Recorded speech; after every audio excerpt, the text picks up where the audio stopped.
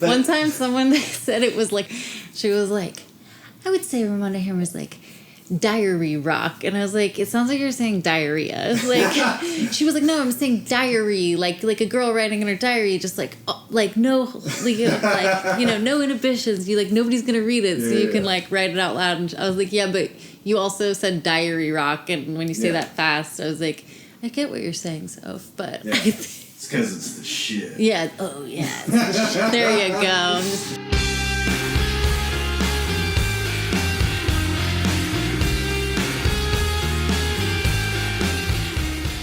Hello, and welcome to Mosh with Josh. This is Josh Drew, a new podcast / YouTube channel that I haven't checked to see if the name is available yet or not. So this episode at least will be Mosh with Josh. Anyway, I had the pleasure of speaking with Devin Davis from Ramonda Hammer about the 1-year anniversary of their debut LP, I Never Wanted Company. And we talked about the songwriting, the recording process, as well as what the future holds for Ramonda Hammer. So anyway, hope you enjoyed the interview, and take care. Devin. Yeah, what's up? Thank you so much for coming and no talking problem. with me. Yeah. Super appreciate it. Yes, it's nice to see you. It's always nice to see a friendly face these days. Thanks. You know what I mean? Like whenever I run into someone, like it's like it's like they're the first friend I've ever had. You know what I mean?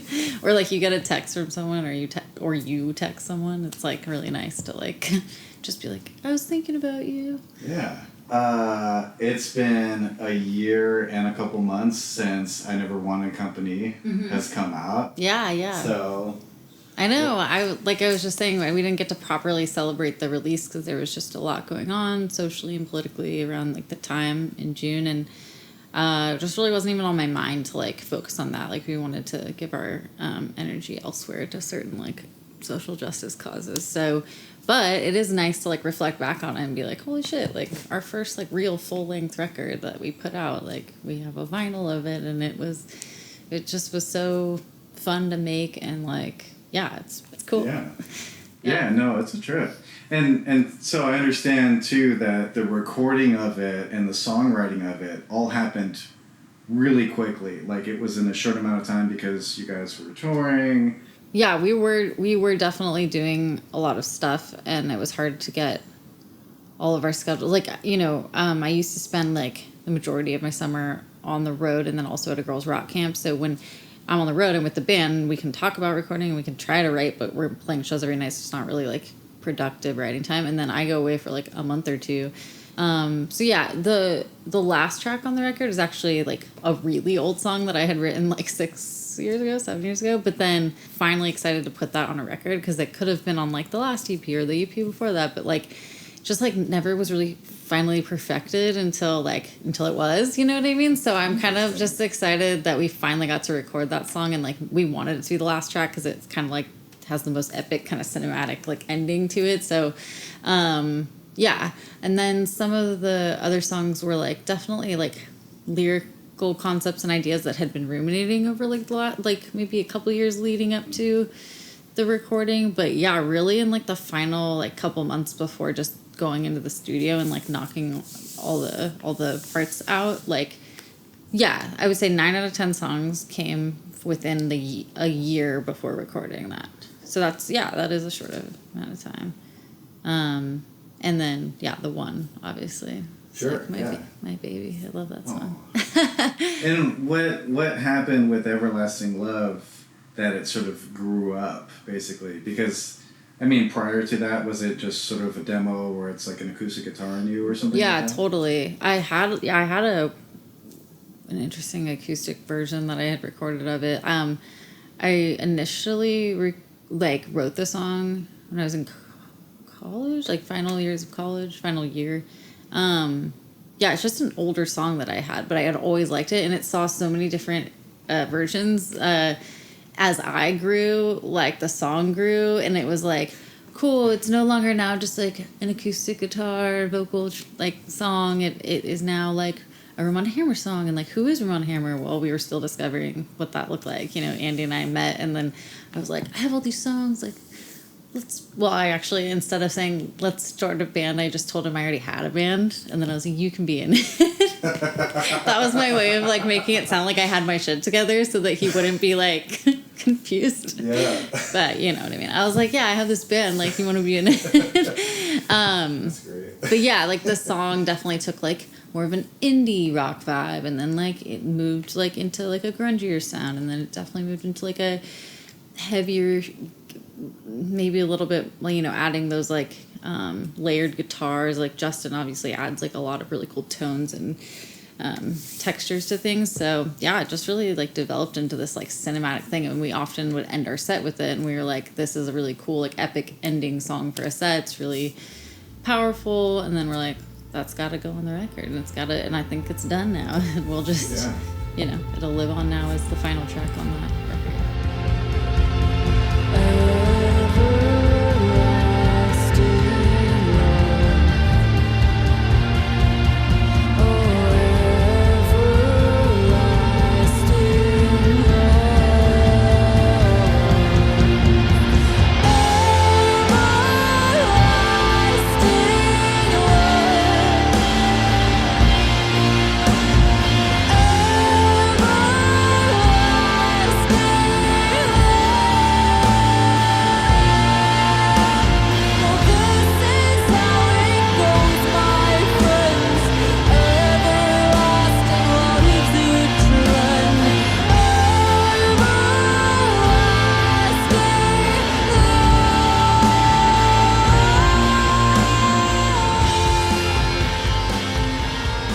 I'll say one last little like thing. Sure. Like for me personally,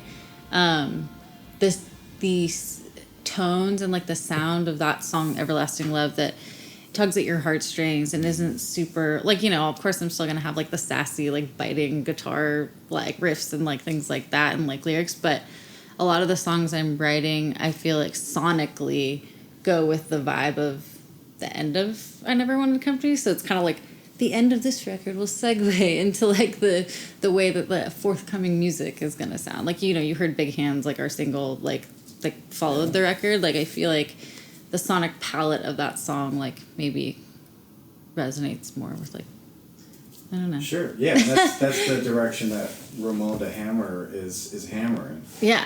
That is the direction. Yeah. Well, yeah, and that's actually something I was thinking about too, because you worked with Sarah from Illuminati Hotties on that one. I love Tuds, yeah. And was that pre-quarantine? Yes, we put it out in quarantine, but we had recorded it last December, so it was like getting mixed and mastered and like was all kind of like ready to go by mid-February, and then we were like waiting for like a good time to release it. You know, all of a sudden quarantine, we're like, well, we should just keep the release date that we had initially put out there. So it came out at the end of April, but I feel like, I mean, we still got a lot of great feedback on it, and like it's one of my favorites. It was fun we only got to play it live a few times and on that tour we did in February, but, yeah, really great song. Can't wait to like do more with it when there's more to do with it. It'll definitely be on the next like EP or, you know, record or whatever we end up recording, because I think it goes well with the next batch of songs that I'm writing.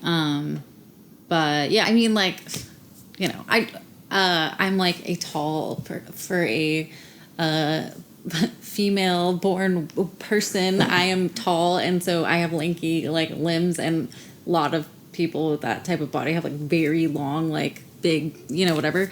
Anyway, someone did tell me that they loved the way that I played guitar because I had such like long, big like fingers, right? But then I was saying, you know, people say, oh, you have a big mouth like on you, like, you know, you talk too much, or you don't have a filter, or you said the wrong thing at the wrong time, or like whatever. So it was kind of like this idea of like, I like your big hands, but you have a big mouth too, which is like the lyrics of the chorus. And it's kind of like, yeah, I know there's things I like about you, but also like, you know, like I don't like these other things, like when you say this, or if you're, you know what I mean? Right. So it's supposed to kind of point out the things we love about like our partner or our best friend, but like then you're just like, oh, these other things irk me so bad about you. You know what I mean? And like that's always going to be present. Like you can still be in a lifelong committed relationship with someone and still have those those things that you just adore about someone, and then that you're just like, like pull my hair out, drives me crazy.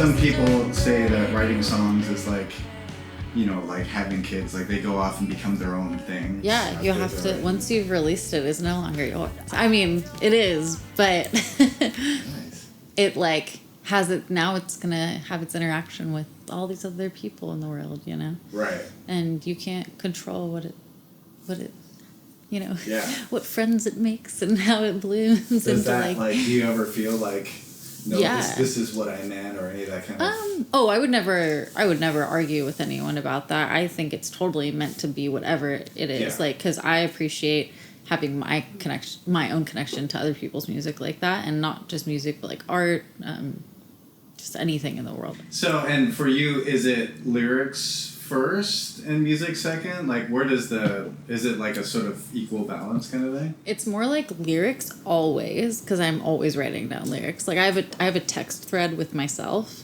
I literally just text Devin. That's cool. And it's been going on for years. So there's so just you guys like, have like this long-lasting relationship. yeah. Me and myself. It's a battle. It's a love-hate relationship. Yeah, we're constantly snacking on each other's attitudes. It's really great. Anytime I think of a lyrical idea or have a whole new like concept for a song or something, I write it down. Whether that's like right before I go to bed, I'm like at a like stoplight and I'm like singing to my voice memo or something. So it's literally just like I'm constantly absorbing things and constantly hearing words, and I'm like, those words sound really cool together. Oh my god, I gotta like write this down before I forget it, you know. So it's writing music.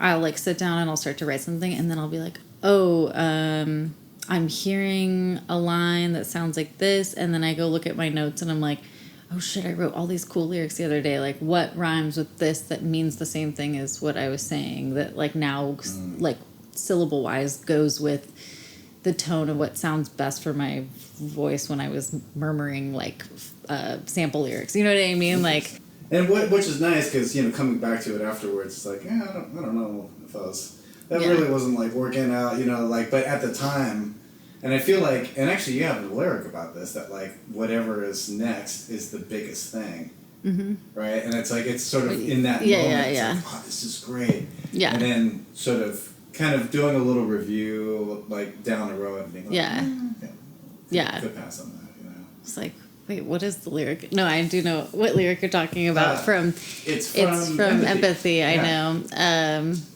God, we haven't played these songs in forever. What is that lyric? It's like you can edit this part out. You can edit the part out where I don't remember my own lyrics. You get to find everything when you're totally lost. The next thing is everything. Yeah, exactly. There it is. Yeah, I love that. Yeah, I'm all like, I love that. Who wrote that? Yeah.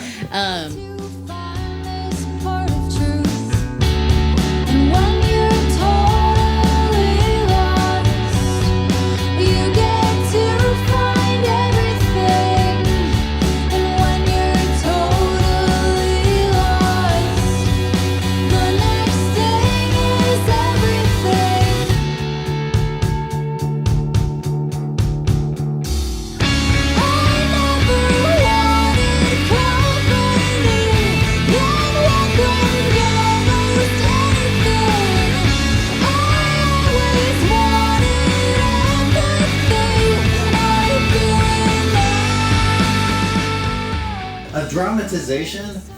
Oh, I love that song. Yeah, and it's one of these ones that, like, and like I said, it's sort of, I feel like because of its company that it's in, I don't want to say Weezer, but like early Weezer. Oh, it's super Weezer. Yeah, exactly. I think there's like a chord change in there that might have like a major third, which like Weezer used a lot in their songwriting, Sure. like in their music, but it also has it's also in a 6/8 timing, so it's definitely got like a swing feel.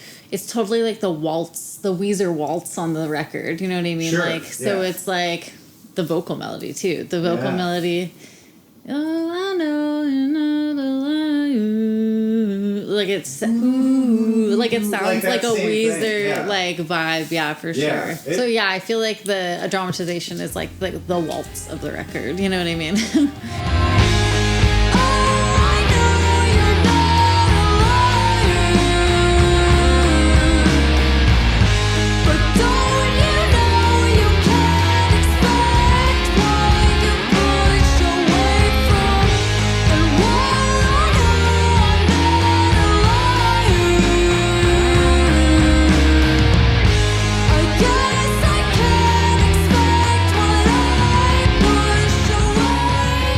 Actually, that was one of the songs. There were two songs on the record, I think, that Andy like actually fully came up with the chord progression for, which I thought was really cool. Or at least he came up with the chord progression to like a whole part, and then it like made me come up with the rest, or you know what I mean? Like it inspired me to come up with the rest, or we like he would bring me something and I'd be like, oh yeah, okay, cool, and then I'd hear this melody in my head, like that song and Better View. We honestly thought that was going to be a single maybe too, but then there were just so many other songs on the record that like seemed more single worthy, and like it sucks because I feel like we don't even play that song live really at all. We only played it at the record release show, but it's so good. And as we start to like expand and hopefully just grow our fan base and like make new fans, like I really hope that the people like revisit that, like specifically if it's just to hear like those B-sides that weren't maybe necessarily the singles, but like that probably in some realm are even better than the singles. You know what I mean? Right. Like, Yeah. like Empathy should have been a single and it wasn't, even though it was a contender, you know, like. Yeah. So, what's the future looking like right now? I mean, merchandising? Oh yeah, I know. We just made a new like lyric T-shirt, so I'm just so excited to have. We have so many, like the snack on the attitudes, like the God, you know, you're not a bad person, just a goddamn idiot. I could destroy you, my friend. Like just like so many little like sound bites here and there that like need to be immortalized on a T-shirt with a cute animal. So our friend Lauren is drawing up all these funny like lyric shirts with like animals to go with them, and the next one will there's like the snack on the attitudes one, which I hope you enjoy. I can't wait to see you rock it. And then the goddamn idiot shirts will come out next, and I've always just wanted to do that, and I feel like that's something that we can just continue going on like throughout the rest of Ramonda Hammer. You know, every time a new single comes out, maybe we pull like the best line from it and make it into a T-shirt, you know, because I feel like people often like to wear T-shirts with sassy phrases on them in general, even if they're not a lyric from anything, you know, it's just somebody made the shirt. But why not have it also be like a sassy, funny phrase and then a cute drawing, and then it also promotes a band, you know? Nice. So yeah, that's what I've been working on right now, since we haven't been able to fully meet up and do like full band practice. But I learned how to make demos, and I'm trying to I learned how to use Logic over the summer. I'm taking like a fun music class right now online as well. I'm trying to write more like solo stuff, like just on the side. I guess when I say like I'm writing more stuff like alone is like I'm trying to write more like music for like sync and like TV and like things like that. You know what I mean? Like, or because I've always been interested in like music supervision and like scoring things, and like, you know, not that I've ever scored anything, but like I do have a strong interest in like what music plays in the background of which scenes, and like I like to write to fit those kind of things. Like if I can, I feel like that's always like a fun challenge. It's gotten me like out of my comfort zone and just try to write something every week, you know? So Sure. and it's making me way more creative for Ramonda Hammer stuff too. Like, Yeah, right. like shit's flowing out of me like way faster and easier. Oh, okay. So like You know what I diarrhea mean? rock kind of thing. Exactly. And it all comes full circle, and we are done. On that note, yeah. On that note, So, thank you so much, Devin, for coming by and speaking with me. I love that that's appreciate the it. ending to Yeah. Thanks, Josh. Well, Appreciate yeah. it. Cool. Anytime. Take care. Okay.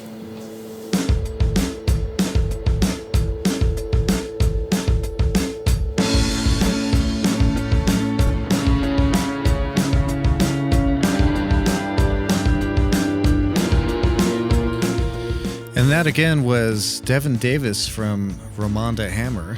Yeah, they're one of the top 5 local Los Angeles bands that are playing right now.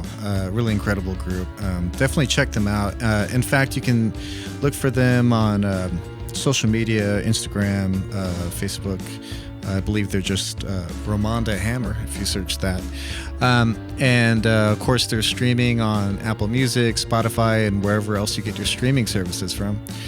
But yeah, so I hope you guys enjoyed the interview and look forward to seeing more from the channel. All right, take care. Have a great day.